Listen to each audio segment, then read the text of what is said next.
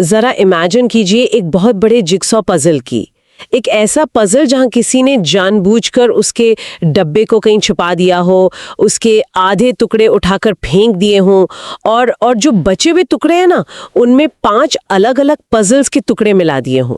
ये तो एकदम सिरदर्द लग रहा है सुनने में, है ना?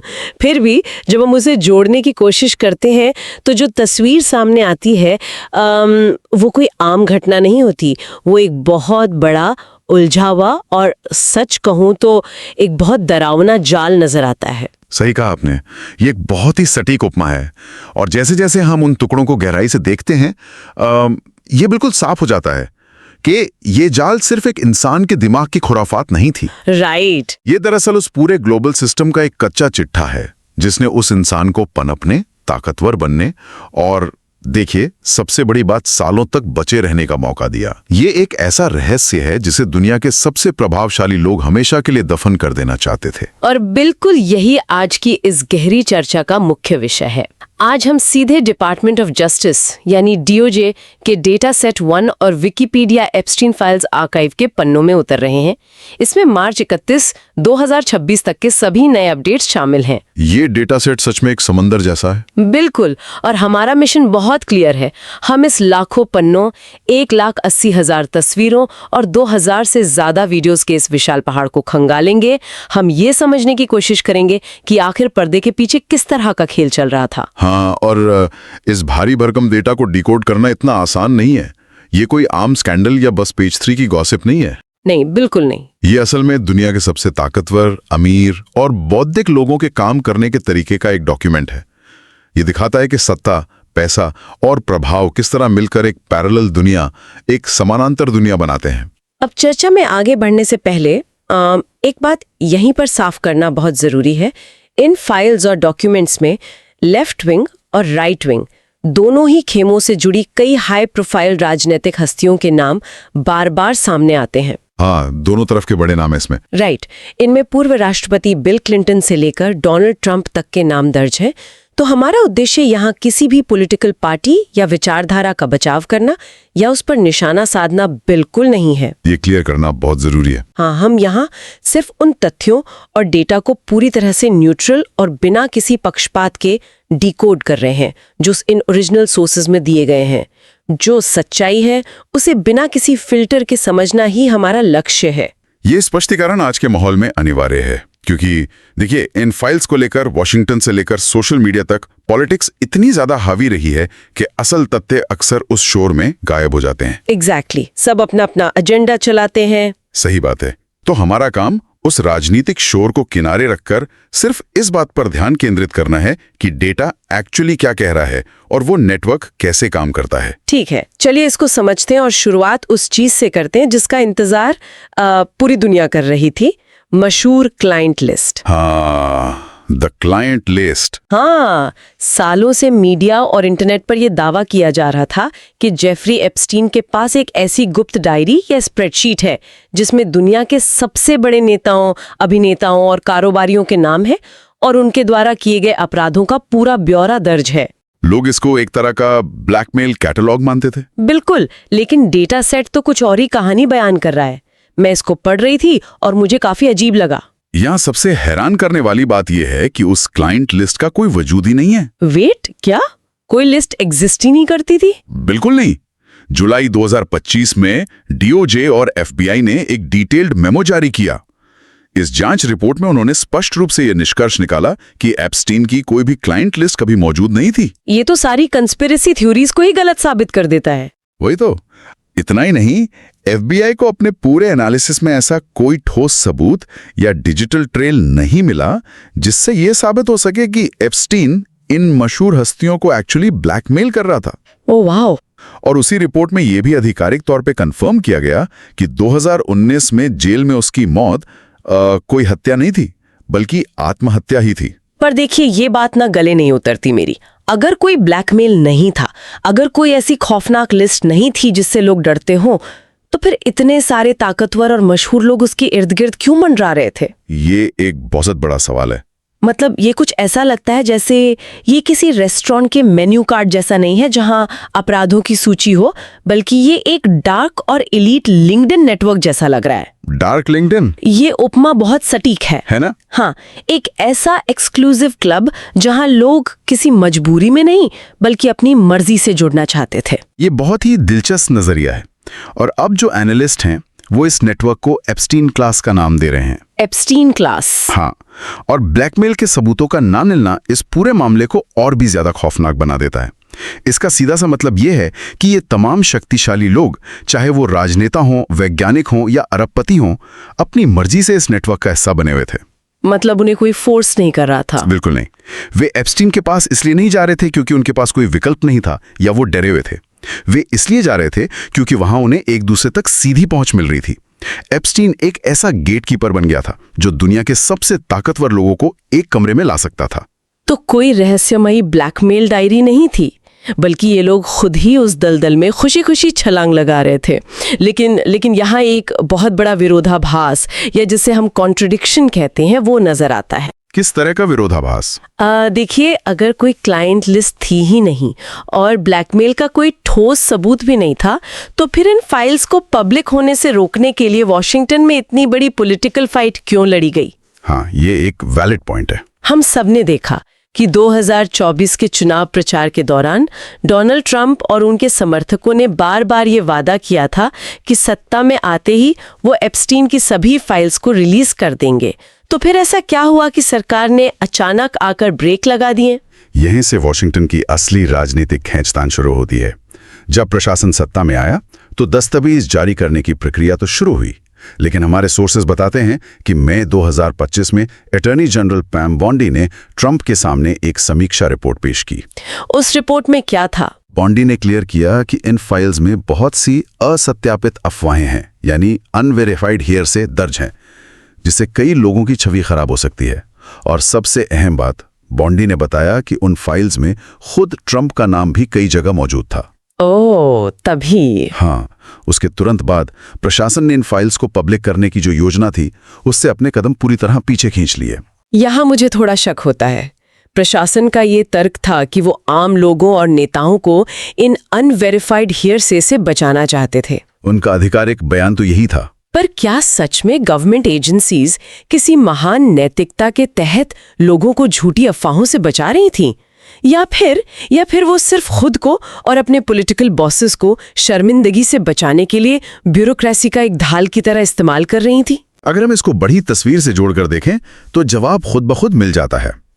जब जुलाई 2025 में डीओजे ने वो मेमो जारी करके कहा कि वो आगे कोई फाइल जारी नहीं करेंगे, तो इसका असर उल्टा ही हुआ। लोग भड़क गए होंगे। बिल्कुल। जानकारी को छिपाने की इस कोशिश ने पब्लिक और मीडिया के मन में विश्वास को तोड़ दिया और अविश्वास चरम पर पहुंच गया। और सबसे बड़ी बात यह थी कि इस बार विरोध सिर्फ राजनीतिक विपक्ष की तरफ से नहीं आया। तो और किसने विरोध किया? जो रोगन और स्टीव बैनन जैसे बड़े राइट विंग इन्फ्लुएंसर्स से लेकर रो खाना और थॉमस मैसी जैसे नेताओं ने इसका पुरजोर विरोध किया। उन्होंने एक डिस्चार्ज पिटिशन का सहारा लिया। वेट, डिस्चार्ज पिटिशन, ये क्या होता है? ये आमतौर पर यूज नहीं होता।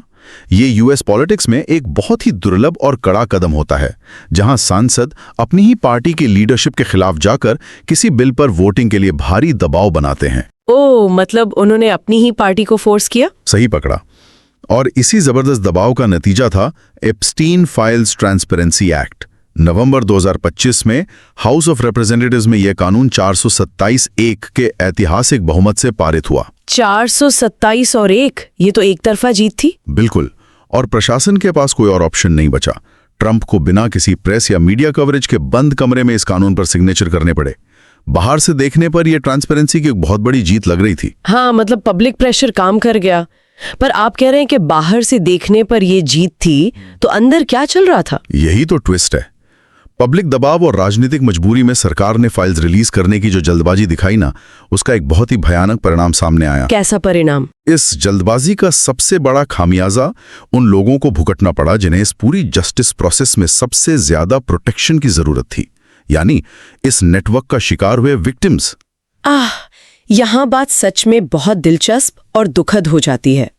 मैंने देखा कि दिसंबर 2025 और जनवरी 2026 में जब डीओजे ने लाखों पन्नों का डेटा ऑनलाइन जारी किया तो उसमें भारी तकनीकी गलतियां सामने आई, जिन्हें हम रिडक्शन फेलियर्स कहते हैं। हाँ, रिडक्शन फेलियर्स।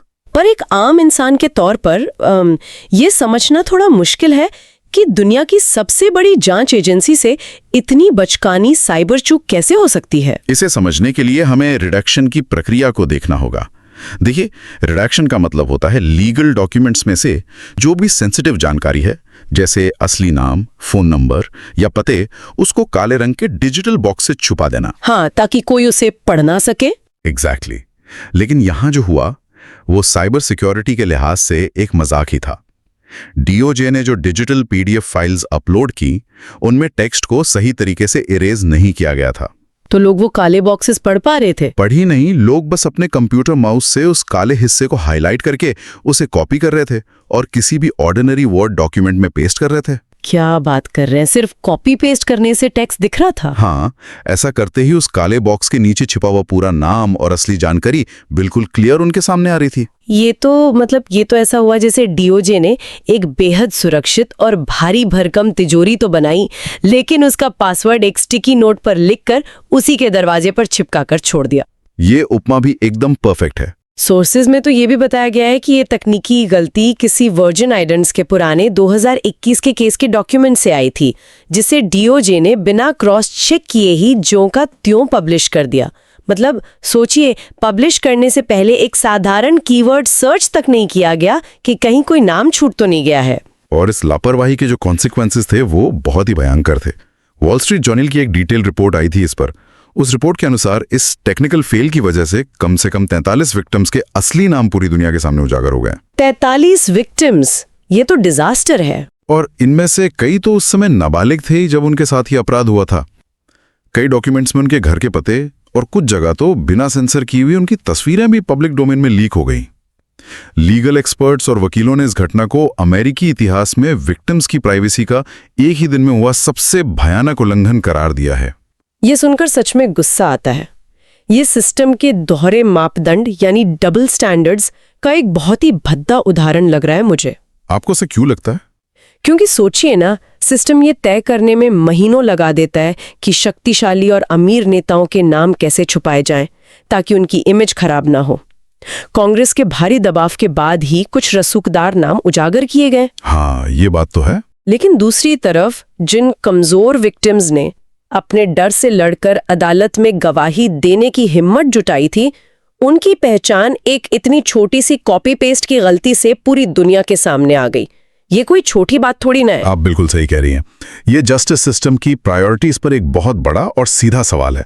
ये दिखाता है कि जब व्यवस्था में कोई खामी होती है तो उसकी कीमत कभी भी ताकतवर लोग नहीं चुकाते, बल्कि वो हमेशा सबसे कमजोर और असुरक्षित इंसान के हिस्से में ही आती है। सही बात है।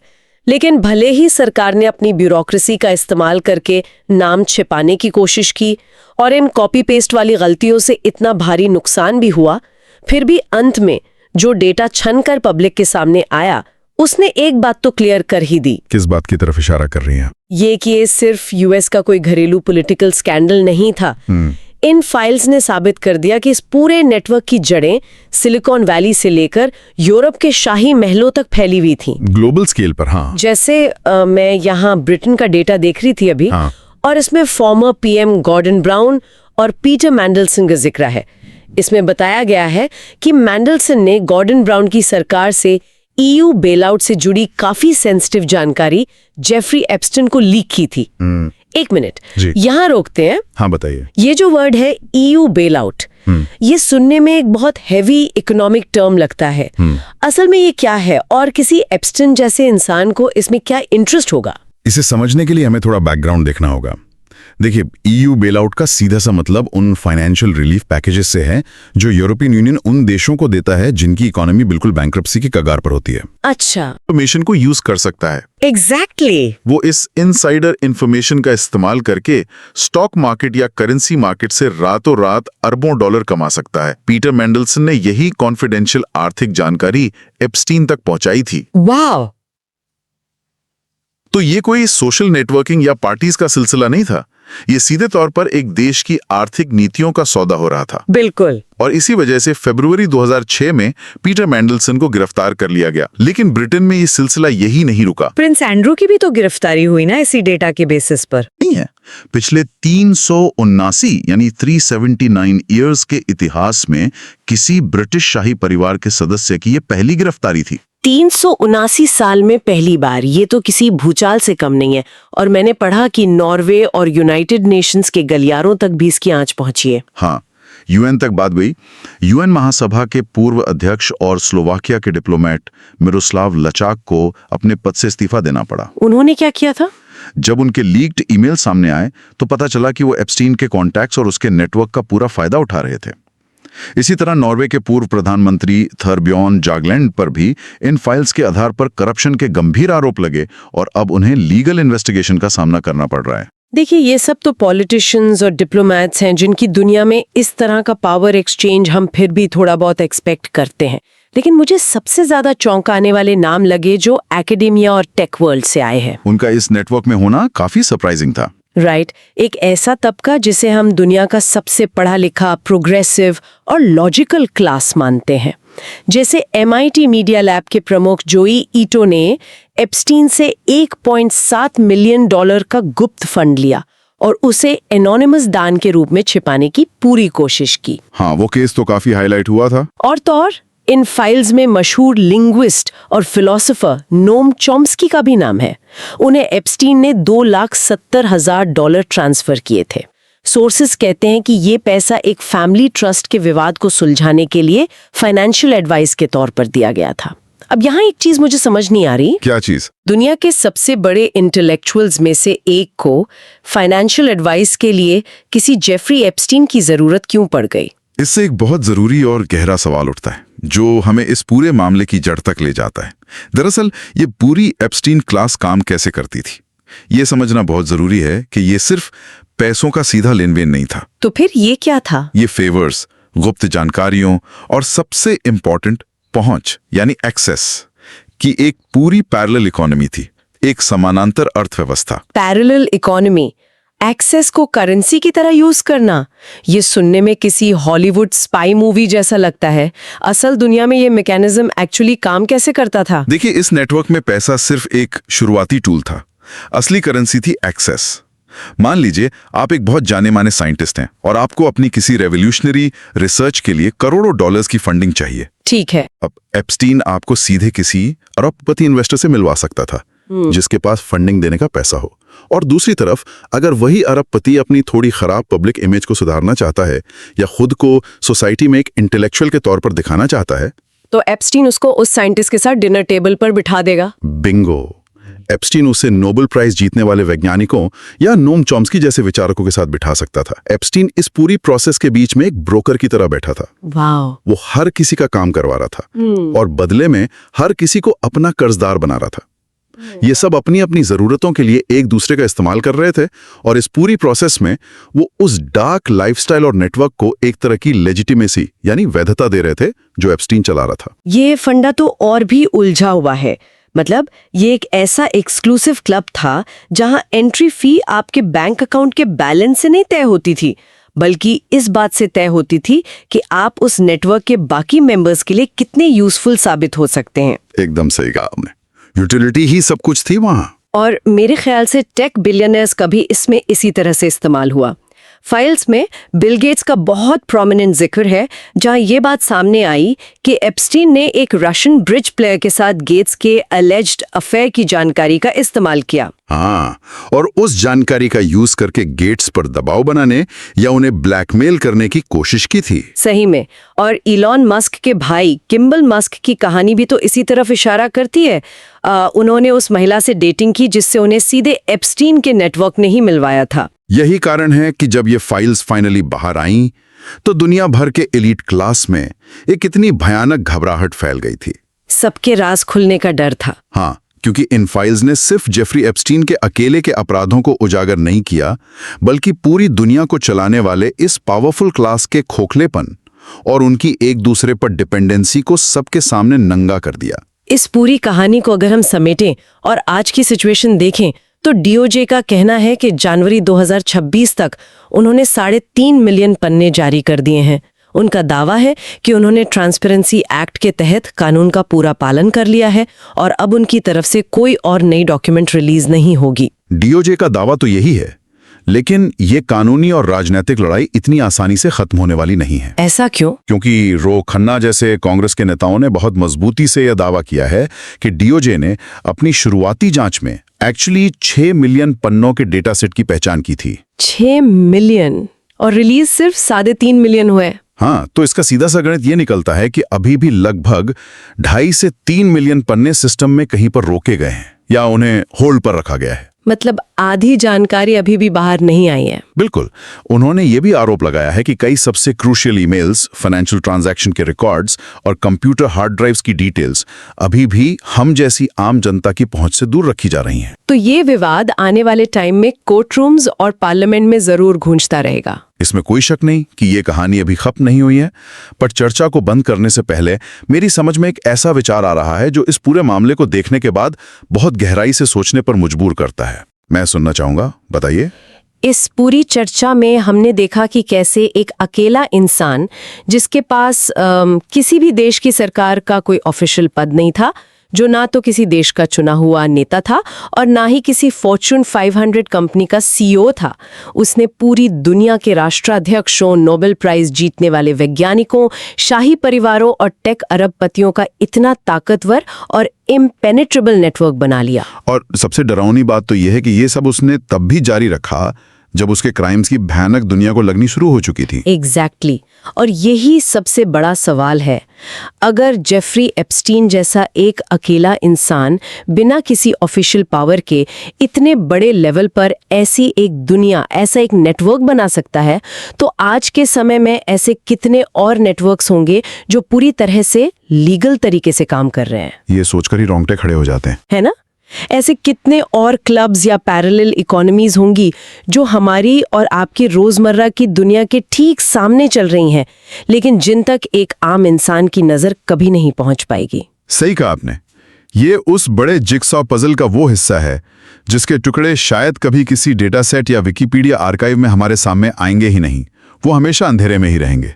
तो इसी विचार के साथ हम आज के इस गहरी चर्चा को यहीं विराम देते हैं। इस पूरी जानकारी को परखिए, सवाल उठाते रहिए और उस पजल के उन छिपे हुए टुकड़ों को ढूंढने की कोशिश जरूर जारी रखिए।